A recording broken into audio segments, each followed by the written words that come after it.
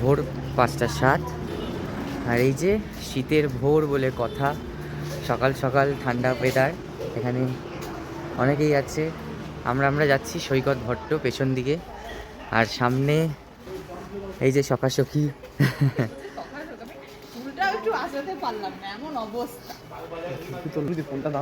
আমরা সকাল সকাল বেরিয়ে যাচ্ছি আজকে ভোরবেলা। কোথায় যাচ্ছি স্টেশনে নেমেই বলবো।